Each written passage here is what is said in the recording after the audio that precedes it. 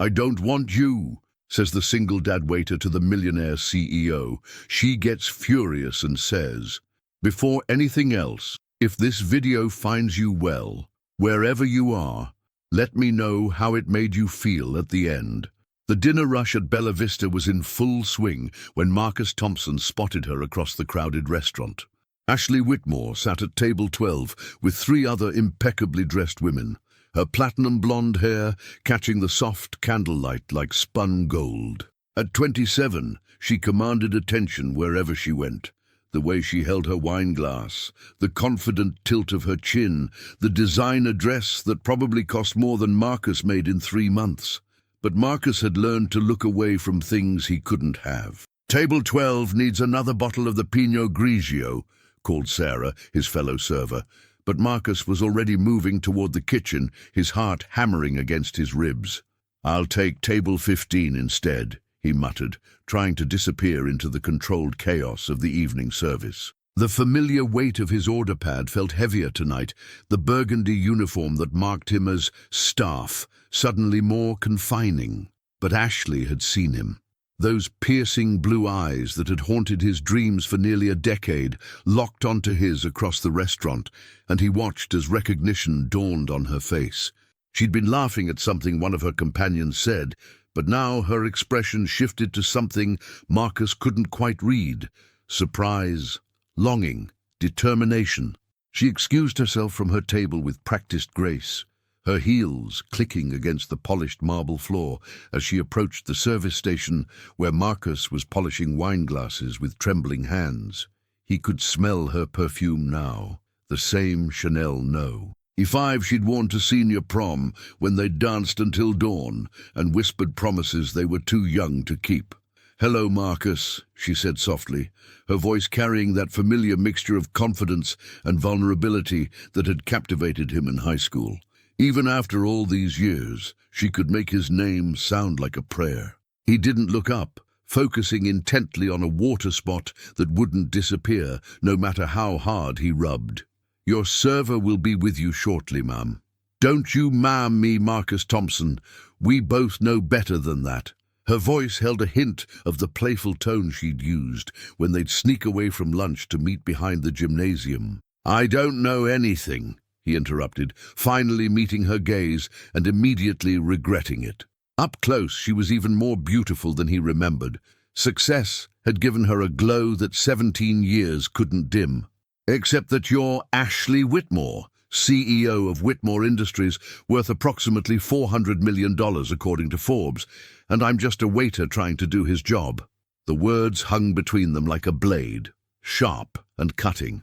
Ashley's carefully composed expression cracked for just a moment, revealing the hurt underneath, the same wounded look she'd worn when her father had forbidden her to see Marcus' senior year.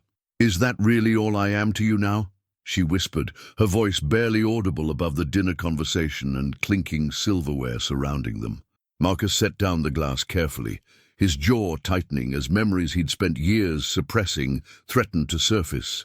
The way she'd looked in his Letterman jacket, the sound of her laugh when he'd surprised her with wildflowers picked from the field behind school, the taste of her tears when they'd said goodbye in the parking lot of Jefferson High. "It's all you can be," he said firmly, picking up another glass to create a barrier between them. But Ashley wasn't the type to back down from a challenge. She never had been. Not even at 17, when she'd first told him she loved him in the hallway outside AP Chemistry, her voice shaking but her eyes fierce with conviction. That memory flickered between them now, unspoken but undeniably present in the charged air. "We need to talk," she insisted, leaning closer. He could see the pulse racing in her throat, could remember pressing his lips to that exact spot. "No," Marcus said firmly, picking up his tray with practiced efficiency. "We don't. We said everything that needed saying 17 years ago." As he walked away, Ashley called after him, her voice rising above the dinner conversation with the desperation of someone watching their last chance slip away. "You can run, Marcus Thompson, but you can't hide forever." The entire restaurant turned to stare, wealthy patrons in their silk and diamonds, fellow servers pausing mid-step, even the usually unflappable maître d' raising an eyebrow. Marcus felt his face burn with embarrassment, the familiar shame of being the poor kid who didn't belong in spaces like this. This was exactly what he'd feared, exactly why he'd avoided every high school reunion, every mutual friend's wedding, every place where their two worlds might collide. But Ashley Whitmore had found him anyway, bringing all the complications and impossibilities he'd spent 17 years learning to live without. The next morning, Marcus arrived at Bella Vista 2 hours early, hoping to avoid any surprise visits. At 35, he'd learned that some battles were better avoided than fought, and Ashley Whitmore was a war he couldn't afford to lose. He unlocked the employee entrance and stepped into the quiet restaurant, breathing in the familiar sense of cleaning solution and lingering garlic from the night before. The morning light streaming through the tall windows painted everything in soft gold, and for a moment Marcus allowed himself to remember what it felt like to have dreams beyond just surviving each day. He'd once planned to own a place like this, not just work in one, back when the future seemed full of possibility instead of limitation. His phone buzzed against his hip, a text from Mrs. Rodriguez, their elderly neighbor who watched Emma before school. Emma's fever is down. She's asking for pancakes and wanting to know if you'll read her the story about the brave princess again. Marcus smiled despite his exhaustion, his heart doing that familiar flutter it always did when he thought about his daughter. 7-year-old Emma Rose Thompson was the reason he got up every morning, the reason he worked double shifts and saved every penny in an old coffee tin hidden behind the cereal boxes. She had his dark eyes, but a spirit that was entirely her own, curious, brave, endlessly optimistic about a world that hadn't disappointed her yet. "Daddy!" Emma's voice echoed through the restaurant as she burst through the kitchen doors 20 minutes later, followed by Mrs. Rodriguez, who was shaking her head but smiling. "Mija, you can't run in here like it's a playground," Mrs. Rodriguez scolded gently, but Emma was already wrapping her small arms around Marcus's waist, her face pressed against his apron. "I drew you a picture," Emma announced proudly, pulling a crumpled paper from her purple backpack. It showed 2 stick figures holding hands under a rainbow, with a house and what looked like a very happy sun. "That's us, and we're happy because we have each other. And Mrs. Rodriguez says that's all we need to be rich." Marcus knelt to her level, studying the drawing with the seriousness it deserved. Emma's artwork covered their apartment walls, cheerful scenes of their small life that somehow made their cramped space feel like a palace. "It's beautiful, Princess. But why aren't you in school? Are you feeling better?" "Much better, but it's a teacher development day, Mrs. Rodriguez explained, fishing through her enormous purse for Emma's inhaler. The little girl had asthma, another worry that kept Marcus awake at night. "I can take her to the library after lunch. Let her pick out some new books." "No need," Marcus said, making a quick decision. "She can help me prep vegetables in the back. Carlos won't mind the company, and she likes learning about cooking." As Mrs. Rodriguez kissed Emma goodbye and headed to her morning mass, Emma settled at a small table near the kitchen with her coloring books and a box of 64 Crayola crayons. Marcus's one splurge because she'd wanted them so badly. He watched her for a moment, remembering how Ashley used to draw constantly in high school, her notebooks filled with intricate doodles and architectural sketches of the buildings she dreamed of designing someday. But those dreams hadn't included a teenage boyfriend who got someone else pregnant senior year, whose life took a completely different path than anyone had planned. The front door chimed, and Marcus looked up to see a delivery man struggling with an enormous bouquet of white roses, at least 3 dozen, arranged with baby's breath and tied with an ivory silk ribbon that probably cost more than Marcus spent on groceries in a week. Behind him, dressed in a sleek black suit that emphasized every elegant line of her figure, stood Ashley. "These are for Marcus Thompson," she told the delivery man in her clear, confident voice, then looked directly at Marcus with eyes that held a challenge. "From someone who remembers when he used to love flowers, specifically white roses." specifically the ones he picked from Mrs. Henderson's garden to surprise his girlfriend after their first real fight. Emma looked up from her coloring, her dark eyes wide with curiosity and delight. "Daddy, who's the pretty lady? Is she a movie star? She looks like a princess." The innocence in his daughter's voice hit Marcus like a physical blow, reminding him of everything that was at stake. "Nobody important, sweetheart," Marcus said quickly, but Ashley was already walking toward them, her movements graceful and purposeful. She moved like someone accustomed to entering rooms and claiming them, to having people stop and listen when she spoke. "Actually," Ashley said, crouching down to Emma's level with genuine warmth, "I'm an old friend of your daddy's from when we were both much younger. My name is Ashley. What's your name, beautiful?" Emma positively glowed at the compliment, straightening her shoulders with pride. "I'm Emma Rose Thompson, and I'm 7 3/4 years old. Daddy says I'm smart like him, but prettier like my mama was." She paused, then added with the guileless honesty of childhood, "But I don't remember her much because she went away when I was little." Marcus felt his chest tighten at Emma's casual reference to her mother's abandonment, the way she stated it as simple fact without understanding the weight of it. Ashley's expression softened with sympathy and something else, a fierce protectiveness that surprised them both. "I can see that you're incredibly smart," Ashley said warmly, settling more comfortably on the floor beside Emma's table. "That's a lovely drawing you're working on. Tell me about it." Emma beamed, spreading her artwork across the table with pride. "It's a princess in a castle, but not the kind that waits to be rescued. She's the kind that rescues other people and runs her own kingdom. Daddy says all little girls are princesses, but I want to be the kind that's in charge." Ashley glanced up at Marcus, something unreadable flickering in her eyes. "That sounds like exactly the right kind of princess to be. Your daddy's very wise." Marcus felt dangerous territory opening beneath his feet. Emma forming attachments to people who wouldn't stay, who couldn't stay. He'd learned that lesson the hard way when Emma's mother, Rebecca, had walked out without so much as a goodbye hug. Emma had waited by the window for weeks, asking when Mama was coming home. "Emma, why don't you go help Carlos wash vegetables?" he suggested. But Emma was completely absorbed in showing Ashley her entire collection of drawings, explaining each one in elaborate detail. "This one's my house. See, it's small, but it has flowers in the window boxes that Daddy painted for me. And this one's Daddy at work. He looks serious because he works really hard to take care of me. And this one's us at the park feeding the ducks.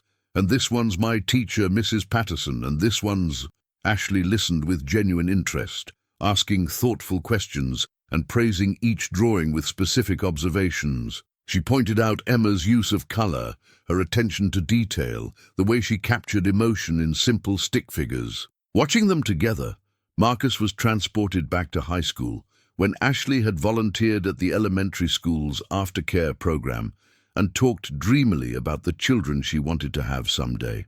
Back when they'd planned a future that included forever and matching wedding rings and a house with a garden where their kids could play. "She's incredible, Marcus," Ashley said quietly, not taking her eyes off Emma as the little girl continued her animated explanations. "You've done an amazing job raising her. She's confident and creative and kind. That doesn't happen by accident." "Don't," Marcus warned, his voice low but sharp. "Don't do this." "Do what?" "Acknowledge that you're a wonderful father, that despite everything that happened, everything that went wrong, you've built something beautiful here with her." Marcus glanced around the empty restaurant with its gleaming surfaces that he helped clean every night, the elegant atmosphere that he served but never truly belonged in. "Beautiful. Ashley, I'm a 35-year-old waiter who can barely make rent. Emma sleeps on a pull-out couch because we can't afford a 2-bedroom apartment. Her asthma medication costs more than I spend on food some months. Beautiful is your penthouse and your corporate empire and your life that has nothing to do with places like this." "You're a father who chose love over everything else," Ashley corrected, her voice fierce with conviction. A man who sacrificed his own dreams to make sure a little girl had someone who would never abandon her. Do you have any idea how rare that is? How much courage that takes? Oh, the words hit harder than Marcus expected, finding cracks in the armor he'd built around his heart. For a moment, his carefully constructed walls wavered, and he remembered what it felt like to be seen, really seen, by someone who understood who he was, beneath the circumstances that defined his daily life. "Emma, sweetheart," Ashley said suddenly, pulling out her phone with the enthusiasm of someone sharing a genuine treasure. "Would you like to see something magical?" She showed Emma a video of the Whitmore Industries headquarters lobby, where a massive fountain shot colored water in synchronized patterns while children pressed their faces against the glass walls to watch. The building was all gleaming steel and soaring spaces, designed to inspire awe and ambition. "Wow," Emma breathed, her eyes wide with wonder. "It's like a rainbow dance. Do people really work in there?" "They do. Hundreds of them, actually. And you know what? Maybe your daddy could bring you to see it sometime. I could give you a personal tour, show you how everything works." Emma's face lit up with the kind of pure joy that made Marcus's chest ache. "Really? Could we, Daddy? Could we really go see the rainbow fountain?" Ashley's eyes met Marcus's over Emma's head, and he saw the challenge there, the carefully laid trap. She was showing Emma possibilities, opening doors to a world Marcus could never provide access to on his own. Marcus felt caught between his daughter's excitement and his own protective instincts, between the dreams he wanted to nurture in Emma and the reality that would eventually crush them both. "We'll see, Princess. Right now, Ashley needs to leave so Daddy can work." But as Ashley stood to go, smoothing her skirt with elegant efficiency, Emma grabbed her hand with both of her small ones. "Will you come back and see my drawings again? I'm making a whole series about princesses who run businesses. Maybe you could tell me if I'm getting it right." Ashley's composure finally cracked, her professional mask slipping to reveal something raw and vulnerable underneath. She looked down at Emma's trusting face, then up at Marcus, and he saw the 17-year-old girl who had cried in his arms when her father told her that love wasn't enough to bridge their differences. "I'd love that, sweetheart," she whispered, "more than anything." That evening, after Emma was finally asleep, she'd talked for an hour about Ashley and the magical building and when they might visit. Marcus sat on his small apartment's fire escape, staring at the city lights that twinkled like false promises in the distance. The white roses Ashley had sent sat in a mason jar on his kitchen counter, the only vase-like thing he owned. He hadn't had the heart to throw them away, especially after Emma had declared them the most beautiful flowers in the whole world, and insisted they made their tiny apartment look like a palace. The apartment was quiet now, except for the familiar sounds of the city, sirens in the distance, his upstairs neighbor's television, the couple next door having another argument about money. Through Emma's bedroom door, he could see her sleeping peacefully, surrounded by the drawings she'd insisted on taping to her walls after Ashley's visit. Even in sleep, she was smiling. His phone rang, Ashley's name appearing on the cracked screen like an accusation. Against his better judgment, against every instinct that told him to let it go to voicemail, he answered on the third ring. "How did you get my number?" "Same way I found where you work," she said, and he could hear something different in her voice now, vulnerability instead of confidence, uncertainty instead of the CEO's commanding presence. "I never stopped looking for you, Marcus, even when I probably should have." "Why?" The question came out rougher than he intended, scratched raw by years of wondering. "You had everything 17 years ago. Early admission to Harvard, your father's company waiting for you, the whole world laid out like a red carpet. Why would you waste time looking for someone like me?" Because Ashley's voice was barely a whisper, fragile as spun glass, "You were the only person who ever saw me, really saw me. Not the Whitmore name, not the trust fund, not the expectations and the pressure and the weight of carrying on the family legacy. You saw Ashley, just Ashley, and you loved her anyway." Marcus closed his eyes, transported back to late nights when they'd drive out to Miller's Point and park overlooking the city, talking about everything and nothing, while Ashley cried about the pressure to be perfect, to live up to a legacy she'd never chosen. He'd been the only person she could be weak with, the only place she felt safe enough to admit she was scared. "That was a long time ago," he said, but even he could hear how hollow the words sounded. "Was it? Because when I look at you, it feels like yesterday. When I see you with Emma, I see the same man who used to talk about the family we'd have someday, about teaching our kids to be kind and brave and curious about the world.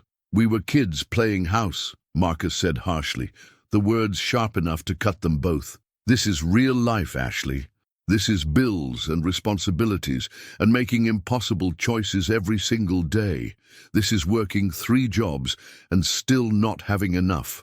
Watching your kid want things you can't give her, lying awake at night wondering if you're failing her in ways you can't even see yet. And in real life, you chose responsibility over everything else," Ashley shot back. "You chose to be there for your daughter when her mother couldn't handle it.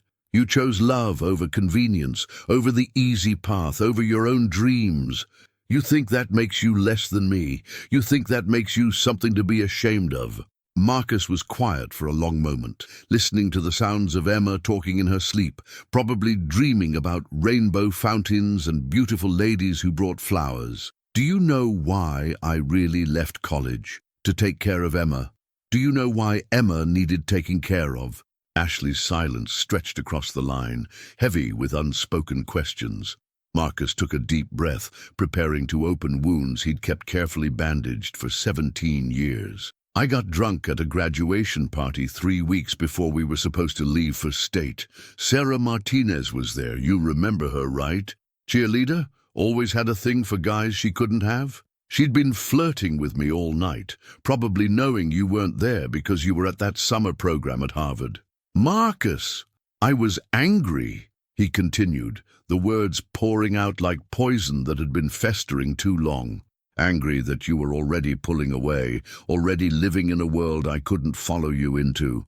Angry that your father had made it crystal clear that someone like me would only hold you back. So I drank too much and made the stupidest decision of my life." Ashley's breathing was the only sound on the line, sharp and quick. "One night, one mistake, and Rebecca got pregnant." Marcus laughed bitterly.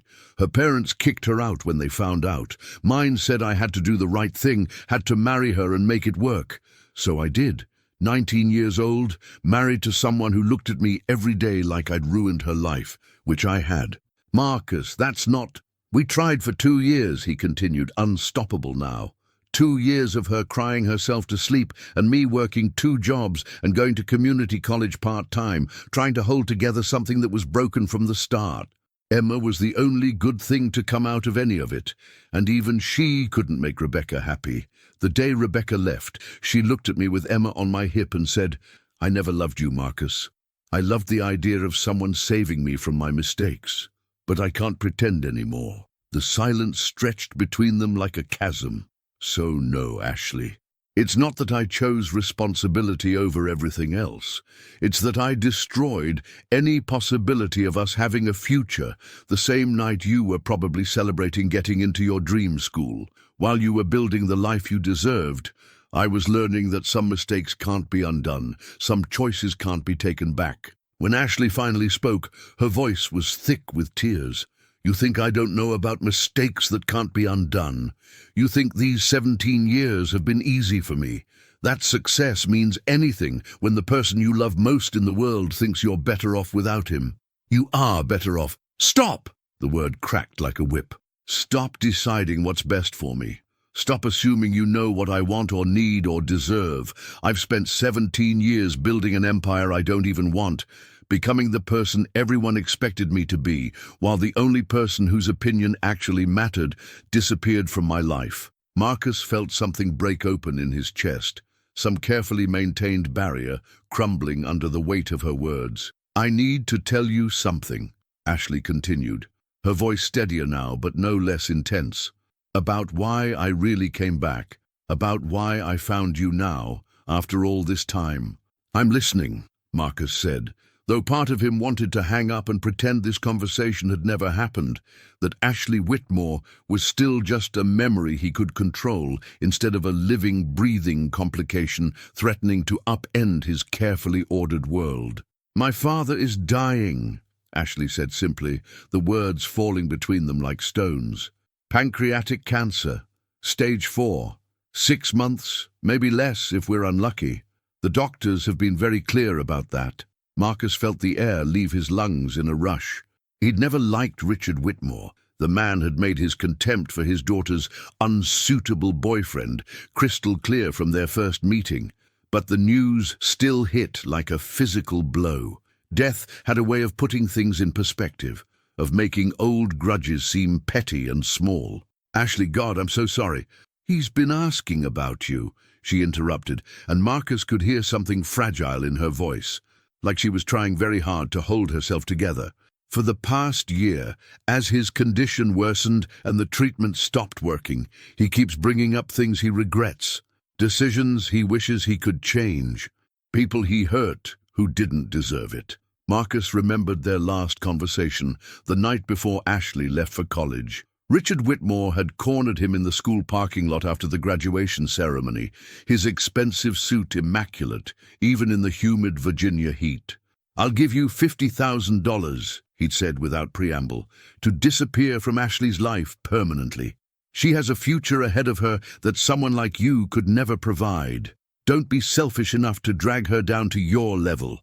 Marcus had told him to go to hell and walked away, but the damage was already done. The message was clear. He would never be good enough for Ashley Whitmore, never be anything more than an obstacle to her success. "What does this have to do with me?" Marcus asked, though he could already guess where this was heading. He wants to make amends. He's been reviewing his life, trying to, balance the scales somehow. He's established a scholarship fund for single parents pursuing higher education, full tuition, plus living expenses and childcare. He wants to name it after you. Marcus nearly dropped the phone. Through his apartment's thin walls, he could hear Emma coughing in her sleep, the slight wheeze that meant her asthma was acting up again. He'd have to give her a breathing treatment in the morning. Another $20 copay he'd have to juggle with the rent money.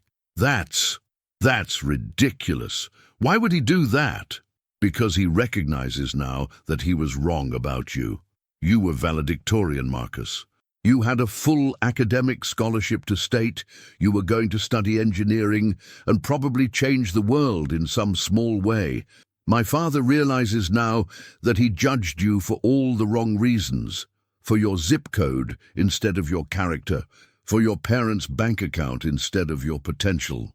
Marcus closed his eyes, remembering the acceptance letter he'd never gotten to use, the future he'd planned that had crumbled in the space of one drunken night. "And what do you want from me? What's the catch?" Ashley was quiet for so long that Marcus wondered if the call had dropped. When she finally spoke, her voice was barely audible. "I want a second chance," she whispered. "Not just for us, but for the life we planned before everything went wrong. I want to help you go back to school if that's what you want. I want to be part of Emma's life, if you'll let me. Not to replace anyone, but to add something good to it. I want to build something real with you, something that lasts." "Gee, you think money solves everything," Marcus said, but there was less heat in it than before. "No." Ashley's voice was fierce now, passionate in the way he remembered from their teenage arguments about everything and nothing. "I think love deserves a fighting chance. I think some mistakes can be forgiven. I think two people who loved each other enough to plan forever deserve more than one conversation in 17 years and a restaurant full of strangers staring at us." Marcus thought about Emma's drawings taped to her bedroom walls, about the way she'd lit up when Ashley had shown her the fountain, about the college fund that currently contained exactly $47.33. "Ashley, just think about it," she pleaded, and he could hear the tears in her voice now. "Don't decide tonight. Don't decide this week. Just think about it. Think about what Emma's life could look like with more possibilities. Think about what your life could look like if you stopped punishing yourself for being human." What about what your life looks like? Marcus found himself asking. What happens to the CEO when she starts dating the waiter? What happens to your reputation, your board of directors, your father's legacy? Ashley laughed, but it sounded more like a sob. My father's legacy is whatever I decide it is. And as for the rest of it, Marcus, I've spent 17 years being the person everyone expected me to be. I've been the perfect daughter, the successful businesswoman, the eligible bachelorette who dates the right people and says the right things and never lets anyone too close. I'm tired of being perfect. I want to be happy. After she hung up, Marcus sat in the darkness for hours, listening to the city breathe around him and Emma's soft snores from the bedroom. Through the thin walls, he could hear his neighbors living their own complicated lives. The single mother upstairs putting her toddler back to bed, the elderly man next door watching late-night television, the couple across the hall finally finishing their argument about money. For the first time in 17 years, Marcus allowed himself to wonder, what if Ashley was right? What if some mistakes could be forgiven? What if love really did deserve a second chance? And more terrifying than any of that, what if he was brave enough to find out? 3 days later, Marcus was wiping down tables during the lunch lull when Emma burst through Bella Vista's front door like a small tornado, her backpack bouncing behind her and her cheeks flushed with excitement. "Daddy! Daddy! The pretty lady is at my school!" she announced to the entire restaurant, causing several patrons to look up from their meals with amused smiles. Marcus's heart stopped, the cloth in his hand freezing mid-wipe. "What pretty lady, princess?" "Ashley. She came to Career Day and talked about being a CEO and running a company and making important decisions." Emma bounced on her toes, practically vibrating with enthusiasm. She brought pictures of her building and told everyone that her best friend from high school was the smartest person she ever knew, and then she looked right at me and winked. Marcus felt the familiar mixture of panic and anger rising in his chest, hot and suffocating. How dare Ashley involve Emma without his permission?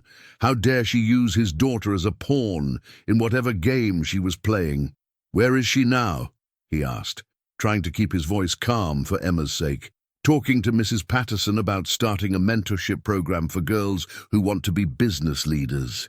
She said I could be the first one if you said yes, and Mrs. Patterson said it was the most generous offer she'd heard in 30 years of teaching." Emma grabbed his hand, tugging him toward the door. "Come on, Daddy. Come meet her properly. She's even prettier when she smiles." Before Marcus could respond, Ashley walked through the restaurant doors, as if summoned by Emma's enthusiasm. She looked slightly windblown, but radiant, her usually perfect hair slightly mussed, and her cheeks pink from the autumn air. She'd traded her severe business suits for dark jeans and a soft blue sweater that made her eyes seem impossibly bright. Emma immediately ran to her, wrapping her arms around Ashley's waist with the unconscious affection of a child who'd decided someone was safe to love. "Tell Daddy about the mentorship program," Emma demanded. "Tell him about how you're going to teach me to be a boss." "Emma, go ask Carlos if you can help him make breadsticks," Marcus said tightly, his voice carrying the tone that usually meant no arguments.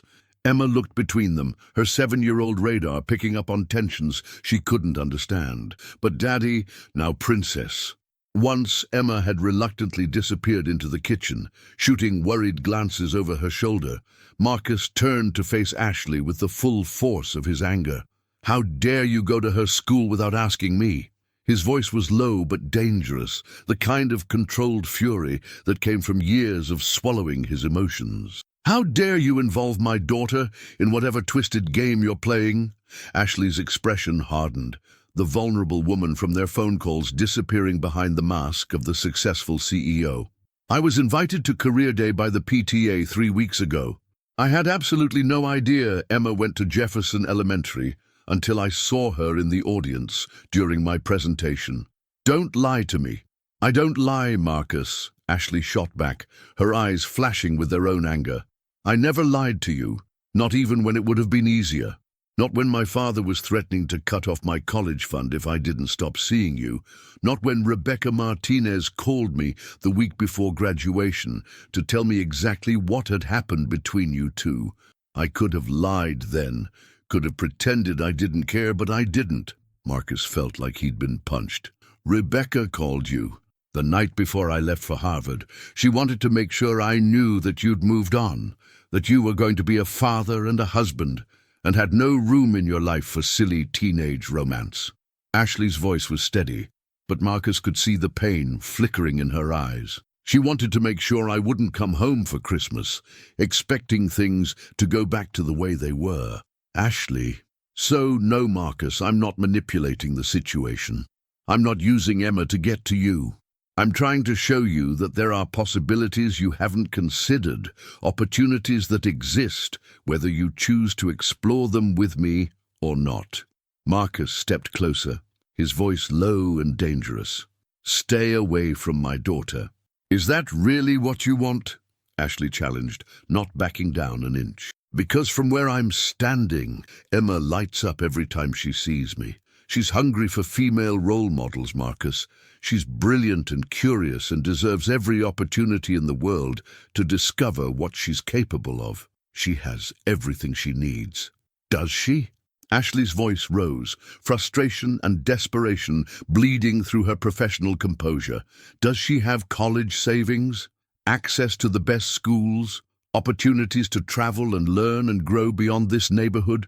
Does she have a mother figure who can teach her what it means to be a strong woman in a world that will try to tell her she's not enough? The words hit their mark with surgical precision, finding every insecurity Marcus had carefully buried. He thought about Emma's asthma medication that he sometimes had to choose between buying and paying the electric bill. He thought about her drawings of princesses who ran kingdoms and her questions about why some kids got to go to summer camp while others didn't. He thought about the college brochures he sometimes caught her looking through, even though she was only 7. You think I don't know what I can't give her? He exploded. 17 years of buried frustration and self-doubt pouring out like a broken dam. You think I don't lie awake at night, wondering if she'll resent me for keeping her world small? You think I don't want more for her than this? He gestured around the restaurant, at the life he'd built that felt more like a prison some days. Then let me help. I don't want you. The words erupted from somewhere deep and wounded, echoing through the restaurant with the force of 17 years of suppressed pain and longing. Ashley recoiled as if he'd struck her, her face going pale beneath her carefully applied makeup. For a moment, neither of them moved, both shocked by the violence of his rejection. The restaurant had gone completely silent. Every customer, every server, every person in the building was staring at them. The successful businesswoman and the angry waiter having a breakdown in full view of strangers eating their lunch. Then Ashley's composure shattered completely. She grabbed her wineglass from a nearby table, half-empty Pinot Grigio that someone had abandoned, and before Marcus could react, she threw the contents across his uniform. "I love you!" she screamed, tears streaming down her face and destroying her perfect makeup. "You don't understand. I never forgot you when we were in school. I never forgot anything. Not the way you made me laugh, not the way you held me when I cried, not the way you made me believe I could be anything I wanted to be instead of just what everyone expected." The wine soaked through his white shirt, staining it red like blood, like the heart he'd tried so hard to protect. The entire restaurant fell silent, except for the sound of Ashley's ragged breathing and the quiet jazz music that suddenly seemed obscenely cheerful. Every customer, every server, every person in the building stared at the tableau. Marcus dripping with wine and shock, Ashley crying with the kind of raw desperation that came from 17 years of buried emotion, and somewhere in the kitchen, Emma's small voice asking Carlos why everyone was yelling. Ashley wiped her eyes with the back of her hand, smearing mascara across her cheek, and looked at Marcus one last time. Her voice, when she spoke, was barely a whisper, but it carried across the silent room like a prayer. "I waited 17 years to tell you that," she said, her words breaking on a sob. Don't make me wait another 17 to hear your answer." She straightened her jacket with trembling hands, gathered what remained of her dignity, and walked toward the door. Just before she reached it, she turned back, her blue eyes meeting his across the restaurant one final time. "Emma deserves the world, Marcus, and so do you. I just wish you could see that." Then she was gone, leaving Marcus standing in the ruins of his carefully controlled world, wine staining his shirt like evidence of everything he'd lost and everything he was too afraid to reach for again. The restaurant slowly came back to life around him, conversations resuming in hushed tones, silverware clinking against plates, the maître d' discreetly signaling for someone to clean up the mess. But Marcus couldn't move, couldn't breathe, couldn't do anything but stand there and wonder if he just made the biggest mistake of his life. From the kitchen came the sound of Emma's voice, sweet and concerned. "Daddy, are you okay? Why does everyone look sad?" And Marcus realized that no matter what happened next, nothing would ever be the same again. Ashley Whitmore had walked back into his life like a storm, and storms, he knew, changed everything they touched. Sometimes destroying, sometimes cleansing, but always, always leaving the landscape transformed. The question was, would he have the courage to see what grew in the aftermath? Marcus stood in his apartment that night, still wearing the wine-stained shirt, staring at Emma as she slept. Her drawings were scattered across her small bed, princesses and castles and dreams too big for their tiny world. The white roses Ashley had sent sat wilting on the kitchen counter, their petals beginning to brown at the edges. His phone had been ringing all evening. Ashley's name appeared 14 times on his missed calls list, but he couldn't bring himself to answer. What could he possibly say? That he was sorry, that he was terrified, that every word she'd screamed in that restaurant was true. At midnight, his phone buzzed with a text. "My father wants to meet you. Tomorrow, 2 p.m., Whitmore Industries. Please don't let pride destroy this chance for Emma's future." Marcus read the message 5 times before deleting it, but the words burned in his memory like a brand. The next morning, Emma was unusually quiet over her cereal, shooting him worried glances when she thought he wasn't looking. "Daddy, did I do something wrong yesterday?" she finally asked, her voice small and uncertain. "What? No, Princess. Why would you think that?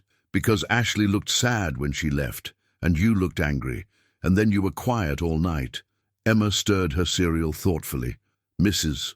Patterson says when grown-ups fight, it's usually because they care about each other very much, but don't know how to say it." Marcus felt his chest tighten. His 7-year-old daughter understood his feelings better than he did. "Sometimes," he said carefully, "people want different things, even when they care about each other."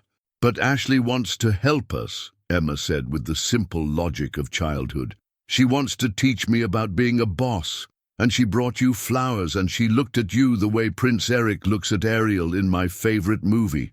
Marcus nearly choked on his coffee. "Princess, it's not that simple." "Why not?" Emma interrupted, her dark eyes serious and older than her years. "You always tell me that love is the most important thing, that if people love each other, they can figure out everything else." Before Marcus could answer, there was a knock at their apartment door. Marcus opened the door to find Richard Whitmore standing in the narrow hallway, looking impossibly out of place in his expensive suit among the chipped paint and worn carpeting. At 68, Ashley's father was still imposing despite the illness that had aged him considerably since Marcus had last seen him. "Mr. Thompson," Richard said formally, "may I come in?"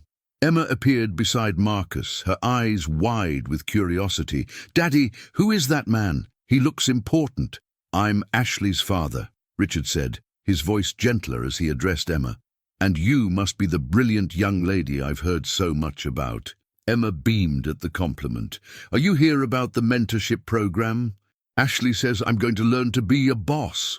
Richard's eyes met Marcus's over Emma's head, and something passed between them. An understanding, perhaps, or a recognition of what was at stake. "Emma, go get dressed for school," Marcus said quietly. "Mr. Whitmore and I need to talk." Once Emma had disappeared into the bedroom, Richard looked around the small apartment, taking in the pull-out couch that served as Emma's bed, the kitchen table covered with her homework and art supplies, the careful way every inch of space was used. "She's remarkable," Richard said finally. "Ashley was right about that. What do you want?" Marcus asked, his defenses rising automatically. "To apologize," Richard said simply, "and to ask for your help saving my daughter's life." The words hung in the air like a physical blow. "I don't understand." Richard moved to the window, staring out at the city beyond. 17 years ago, I made the worst mistake of my life. I convinced myself I was protecting Ashley from making a decision she'd regret. I told myself that separating her from you was an act of love. Marcus remained silent, waiting. "But I was wrong. I've watched her for 17 years, Marcus. Watched her build an empire, make brilliant decisions, become everything I trained her to be.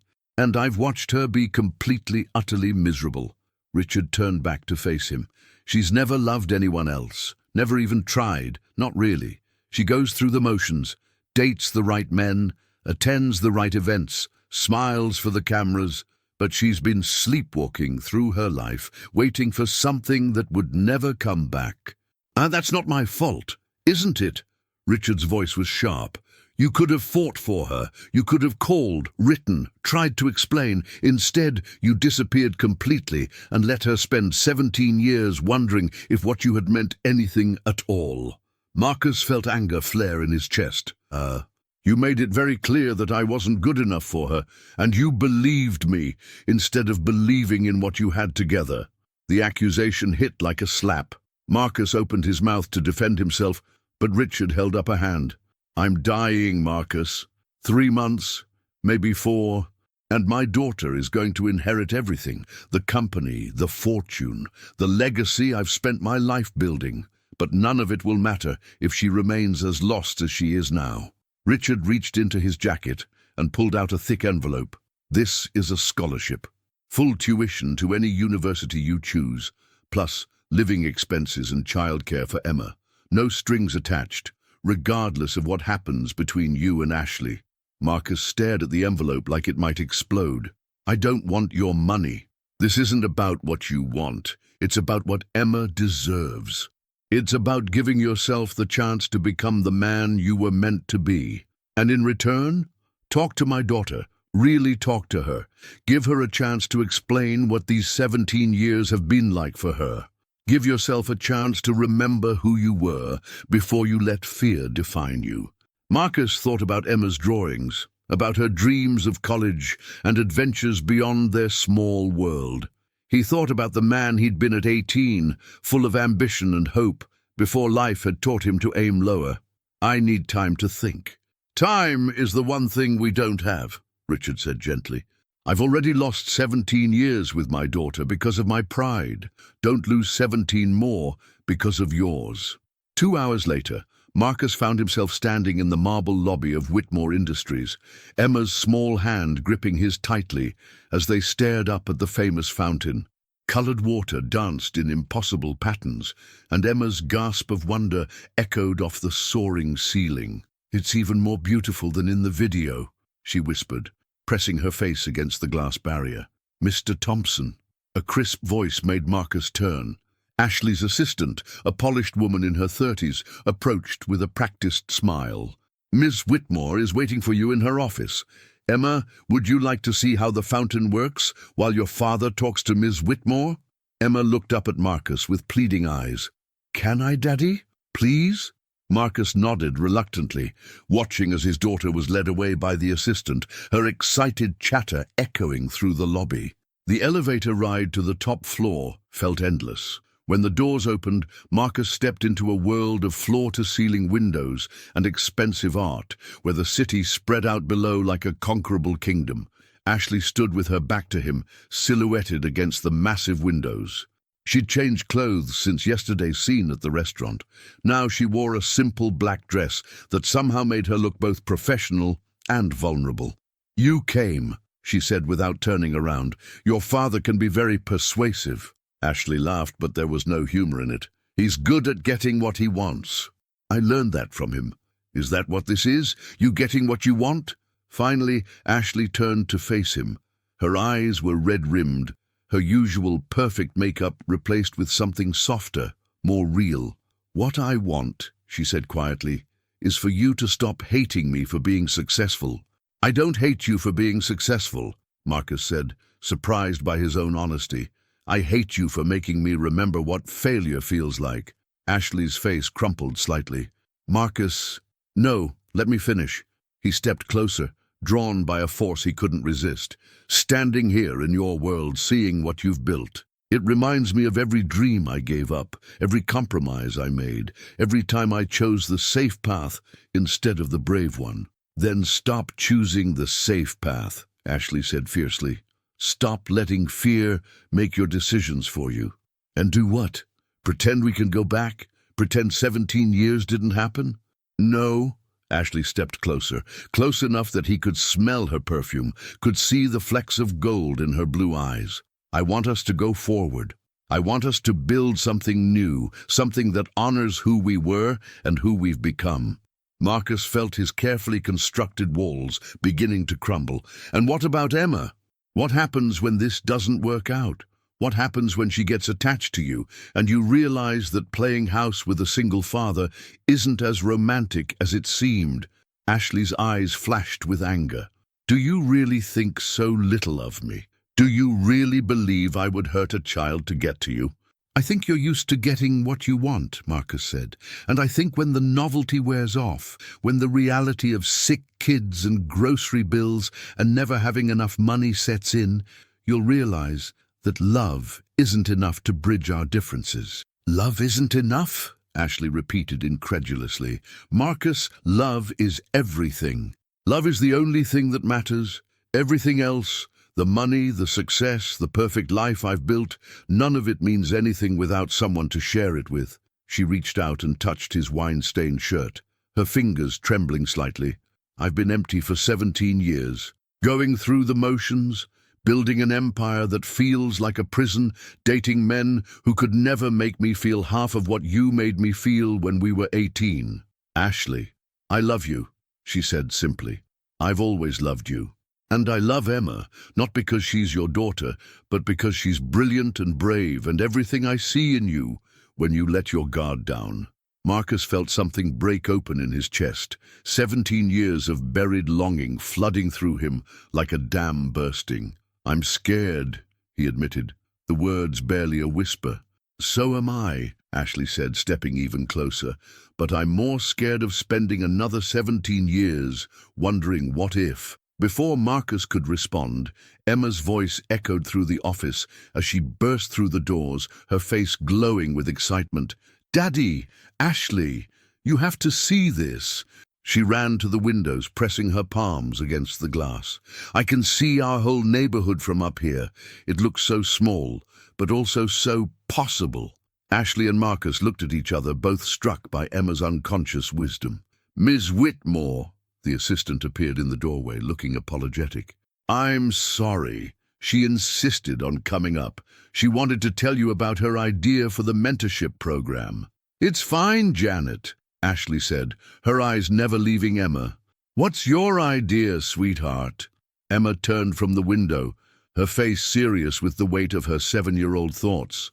I think the mentorship program shouldn't just be for girls who want to be bosses. I think it should be for kids whose parents work really hard but maybe didn't get to finish school. Marcus felt his breath catch. Because, Emma continued, warming to her theme, sometimes the smartest people don't get to show how smart they are because life gets in the way. Like my daddy. He knows everything about math and science and how to fix things, but he works at the restaurant instead of building bridges like he wanted to when he was young. Ashley's eyes filled with tears. How do you know your daddy wanted to build bridges? Because sometimes, when we walk across the big bridge downtown, he tells me how it was made, and how the engineers had to think of everything, the wind and the weight, and how to make it beautiful and strong at the same time. And his face gets all happy and sad together, like he's remembering a dream. Marcus felt exposed, seen in a way that was both terrifying and healing. That's a wonderful idea, Emma.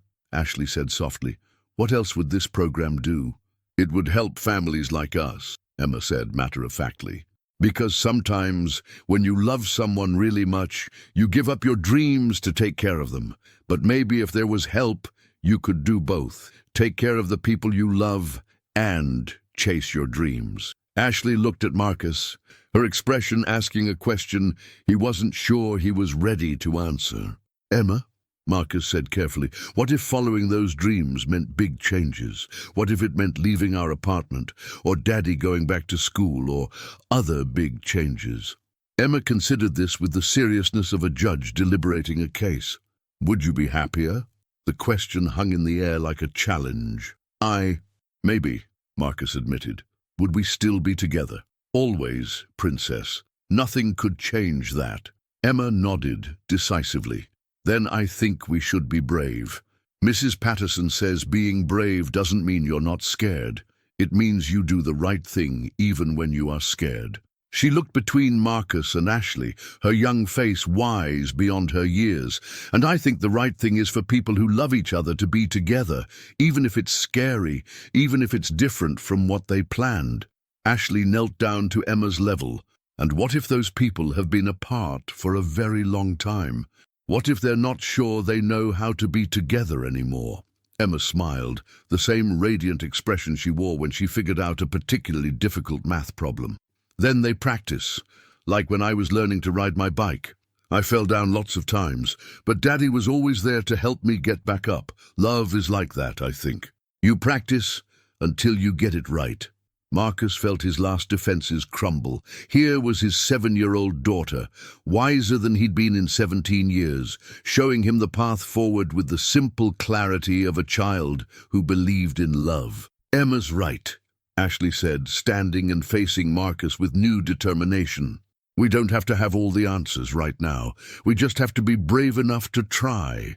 Marcus looked at his daughter, at the woman he'd never stopped loving, at the future spreading out before them like an uncharted territory full of possibility and risk. Okay, he said quietly, let's be brave.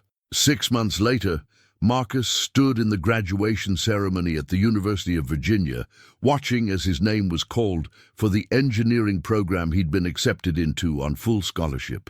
In the audience, Ashley sat with Emma on her lap, both of them cheering louder than anyone else in the auditorium. The past months had been a whirlwind of change. Marcus had taken a leave of absence from Bella Vista to focus on his studies.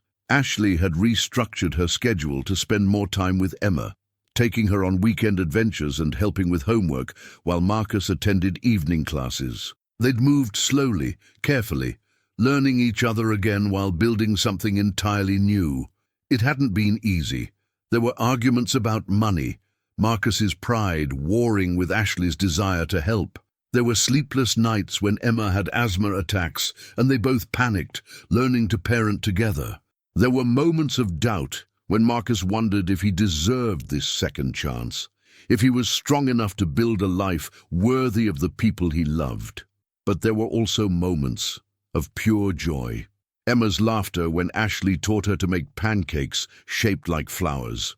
The night Marcus had shown Ashley the bridge designs he'd sketched in college, and she'd listened with the same rapt attention she'd given his teenage dreams.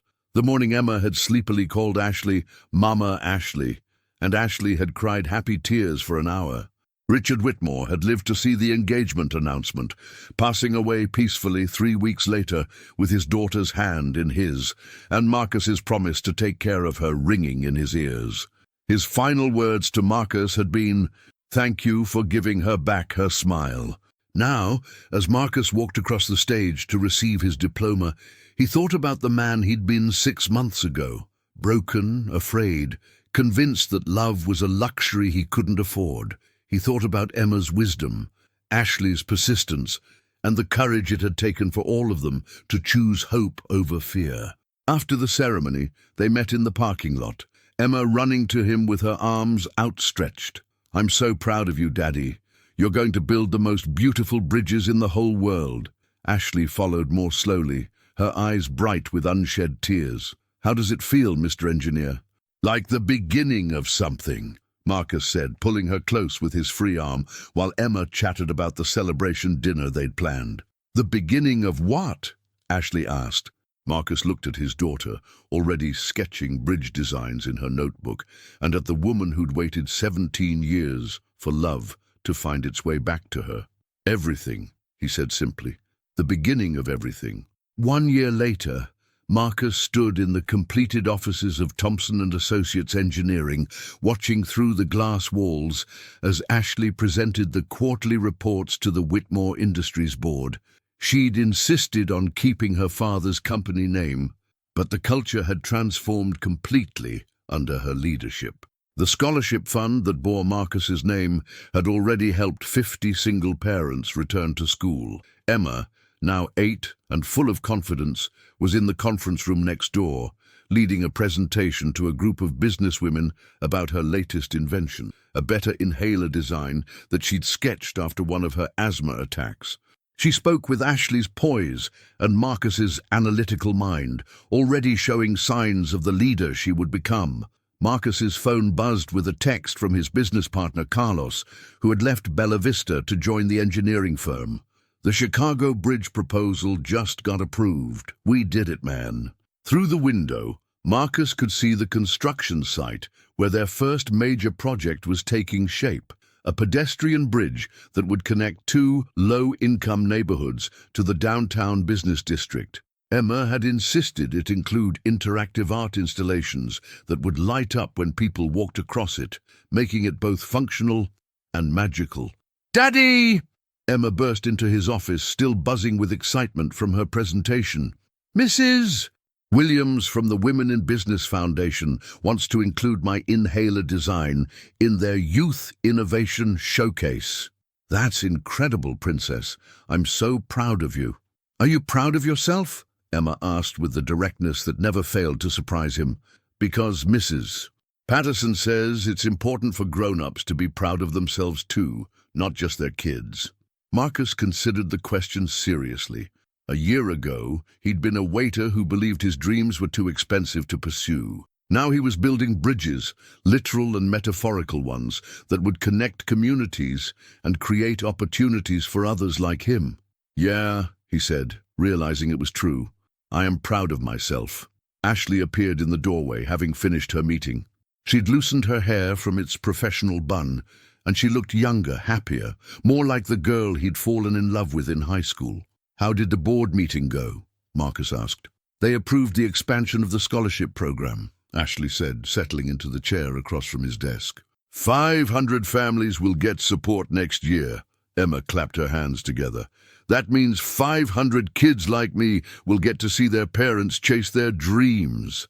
"Speaking of dreams," Ashley said, reaching into her purse and pulling out a small velvet box. "I have something for you, Marcus." Marcus felt his heart stop. "Ashley, before you say anything," she interrupted, "I know this isn't traditional.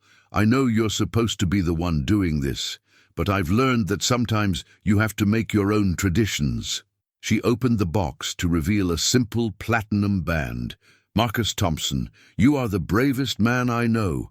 You chose love over fear, hope over cynicism, and possibility over safety. You built a life worth living from nothing but determination and heart."